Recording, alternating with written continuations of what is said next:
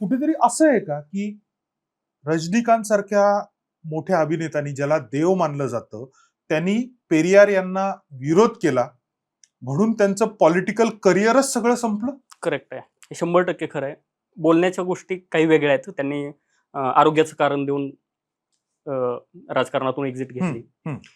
पण ज्यावेळी ते बोलले पेरियार यांच्याविषयी टीकात्मक, मे बी त्यांनी असं ऑब्झर्व केलं होतं की आता मला राजकारणात यायचंय आणि माझ्या विरोधातल्या ज्या काही पार्टीज आहेत, द्रविड कळघम असेल, द्रविड मुन्नेत्र कळघम असेल किंवा AIADMK, ह्या सगळ्या पार्टीज आहेत ह्या पेरियारच्या विचारसरणीवर आहेत. मला दुसरं काहीतरी नवीन घेऊन आलं पाहिजे.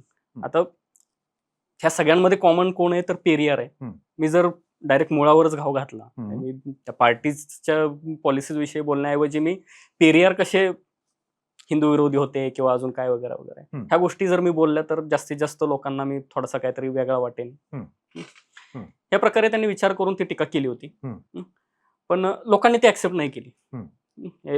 तुम्ही खूप मोठे हिरो आहात, आमच्यासाठी देव आहात वगैरे वगैरे, तुम्ही आम्हाला आवडता, पण ह्या माणसावर तुम्ही आक्षेप नाही घेऊ शकत किंवा ह्यांना विरोध नाही करू शकत. ही तमिळ जनतेची भावना आहे आणि ही विजय थालापतींनी कॅच केली. एक्झॅक्टली. विजय थालापतीचं मला आठवतंय, त्याची पहिली सभा होती त्यावेळेस विजय थालापती म्हणालेला की माझं जे काही पुढचं कार्य असेल त्याच्या बेसला पेरियार यांची विचारसरणीच असेल. बरोबर. आणि आता इम्प्लिमेंटेशन मध्ये पण बघतो, आता नुकतंच मुलींसाठी मोफत बस, स्पेशल बस चालू केली त्यांनी. बरोबर. बऱ्याचशा अशा गोष्टी ज्या पेरियार यांनी 1935 लाच इरोड योजनेच्या अंतर्गत शिक्षण पद्धती कशी असावी ही लिहून ठेवलेली आहे. आणि त्या के कामराज यांनी पण आणल्या. परत त्याच्यानंतर जे काही द्रविड पक्ष जे आले त्या सगळ्यांनी त्याचं इम्प्लिमेंटेशन केलेलं आहे. मिड डे मील असेल जे के कामराज यांनी आणली, ते 1935 लाच पेरियार यांनी लिहून ठेवलेलं आहे किंवा ह्या अशा पद्धतीने आपली शिक्षण व्यवस्था असावी. आज दक्षिण भारत शिक्षणात पुढे आहे आपल्यापेक्षा. केरळ तर 100% लिटरसी. बरोबर. ह्या सगळ्यामध्ये मागे पेरियार आहेत.